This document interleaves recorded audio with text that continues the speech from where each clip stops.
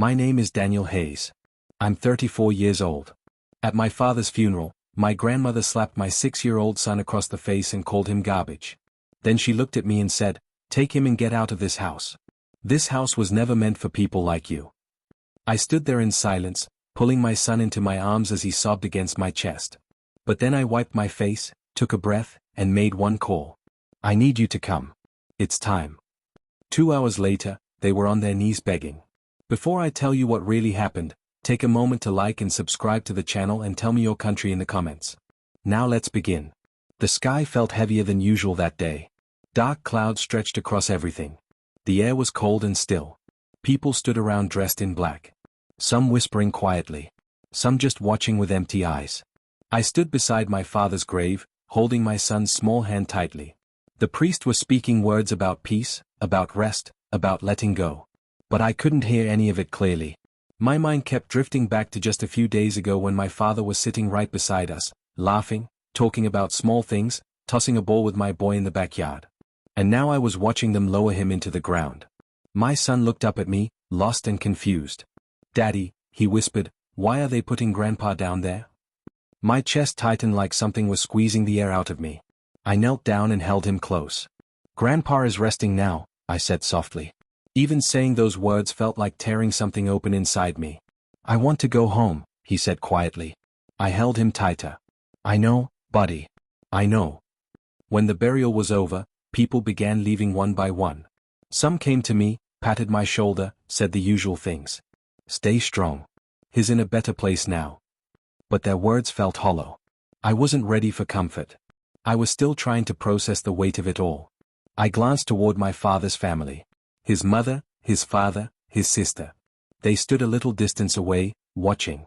My grandmother cried occasionally, but something about it felt rehearsed, performed. My grandfather stood expressionless, cold. The rest of them just silent. A dark feeling settled over me. These people never fully accepted my son. Not from the moment he was born. And standing right there at my father's grave, they still felt like strangers. We all drove back to the house in silence. No one spoke. The weight in the air was unbearable. When we arrived, the gates opened slowly. Relatives, guests, family, all walking in together. The living room was already full of people sitting, whispering, waiting. As we entered, eyes turned toward us and the room went quiet. My son walked beside me, still carrying the grief of a child who doesn't fully understand loss. His eyes scanned the room slowly, and then they stopped. There on a table decorated with white flowers was a framed photograph of my father, smiling, the way he always did. My son walked toward it quietly. I didn't stop him. He stood in front of it for a long moment, then reached out his small hand and carefully picked it up. "Grandpa," he whispered, and then the frame slipped. It hit the floor. The glass shattered. The sound echoed through the entire room like a gunshot. Everything went still. My son stepped back, eyes wide, terrified. "I'm sorry," he said softly, his voice trembling. And then the slap. The sound cut through the silence. His small head turned to one side. For a moment, the whole world stopped. I looked up slowly and saw her. My grandmother, standing over my son, her face twisted with rage. My boy stood there holding his cheek, tears streaming down his face, and no one in that room moved. No one said a word. Something inside me went completely still, and then it snapped. I crossed the room in seconds, pulled my son into my arms, turned to face her. "Why did you slap him?" My voice was low, but my hand was shaking. "He is 6 years old." She didn't flinch, didn't look away. "He is garbage," she said coldly. I thought I misheard. "What?" "He ruined your father's life," she continued, her voice sharp and without remorse. Before I could respond, my aunt stepped forward, arms crossed, chin raised. "You brought nothing but bad luck into this family," she said. "The moment you and that boy showed up, everything started falling apart." My grandfather stepped forward next, his voice calm, but dripping with contempt. "We made a mistake ever accepting you. We cannot have someone like you representing this family." Laughter crept through the room. Quiet mocking. People watched, some with pity, most with curiosity, like it was entertainment. My son buried his face against my shoulder. "Dad, I'm sorry," he whispered. That broke me completely. "No," I said firmly, holding him tighter. "This is not your fault. None of this is your fault." But they didn't stop. The insults kept coming. You were never one of us. You have nothing. You are nothing. You and that boy are just a burden this family has been carrying. Minutes passed, but it felt like hours. Nobody in that room defended us. Nobody spoke up. They just watched. And then something changed inside me. The pain slowly hardened into something else. Something cold. Something focused. I wiped my face carefully. I straightened up. And for the first time, I looked at every single one of them without fear, without desperation, just completely calm. Are you done? I asked quietly. The room went silent. They looked surprised, like they expected me to beg or break down. My grandmother narrowed her eyes. Pack your things and leave this house. My grandfather added, there is no place for people like you here. I looked around the room slowly. Every face, every person who had stood there watching. And then I looked down at my son, still holding on to me, still crying softly. I took one slow breath, reached into my pocket, and dialed a number. The room stayed completely quiet. They watched, confused, some annoyed. Hello, I said calmly. A pause. I need you to come. It's time. I ended the call and looked up at them. This time, there were no more tears in my eyes. Just something they hadn't seen before and didn't yet understand. Within 2 hours, everything they believed was about to fall apart. The room stayed tense and quiet. My grandmother crossed her arms and asked coldly, who exactly did you call? I didn't answer. I just held my son close and waited. Whispers started again. Maybe he called someone to help him move out. A few people laughed. My grandfather shook his head. This is pointless.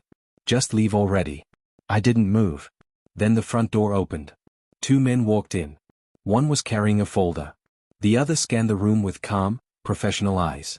They didn't greet anyone. They walked straight to the center of the room. Who are you? My grandfather demanded. The man with the folder spoke evenly. We are here regarding the last will and testament of Mr. Thomas Hayes. Dead silence. My grandfather's expression shifted immediately. We already know everything about his will. The man nodded slowly. Then I suggest you listen carefully. He opened the folder and began reading. His voice clear, measured, unhurried. According to the legal will, all movable and immovable assets. My grandmother frowned. All business ownership. My aunt's face changed.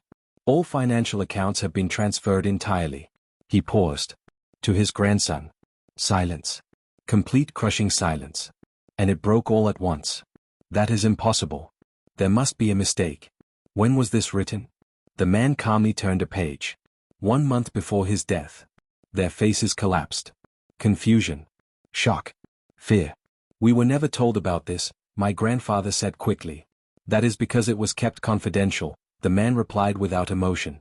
My grandmother turned to me slowly. Her voice slightly unsteady for the first time. You knew about this? I stepped forward. Yes, I said quietly. I knew everything. The room froze. Your son knew exactly what was happening in his own home. I said, my voice steady even as my throat tightened. He knew you were moving money out of his business without his knowledge. He knew it was being quietly redirected to other accounts. He knew you didn't love him. You loved what he had built. My aunt's face went pale. And he knew, I continued looking down at my son for just a moment, that if anything ever happened to him, you would do exactly what you did today. No one spoke. So he protected us. 1 month before he died, he transferred everything to his grandson and appointed me as legal guardian and trustee. My grandmother stepped back. No, she whispered. This cannot be real. I looked directly at her. The same woman who had raised her hand against the 6-year-old child at his grandfather's funeral. And I said quietly, you just slapped the owner of everything in this room. The silence that followed was different from all the others. It was heavy with something they had never felt before, shame, powerlessness. The truth landing exactly where it was meant to. No one laughed now. My aunt looked at the floor. My grandfather stood completely still. My grandmother's eyes filled with something I had never seen in them, fear. And then the begging began. We didn't mean it that way. You have to understand, we were grieving. Please, we're family. They moved toward me, voices desperate, reaching. But I didn't move. I didn't react. I just held my son's hand, the same boy they called garbage, the same boy they had struck in front of a room full of people. I looked at them one final time and said simply, leave. No anger, no shouting, just one word. And for the first time in my life, they had absolutely nothing left to say. Days later, everything was transferred legally, the house, the business, all of it. They were gone. And for the first time that house felt like it actually belonged to us. I sat beside my son that evening, his head resting against my side. "You're safe now," I told him. "Nobody is ever going to hurt you again." He looked up at me, still innocent, still untouched by bitterness, and smiled. They called him garbage. They never knew he owned everything.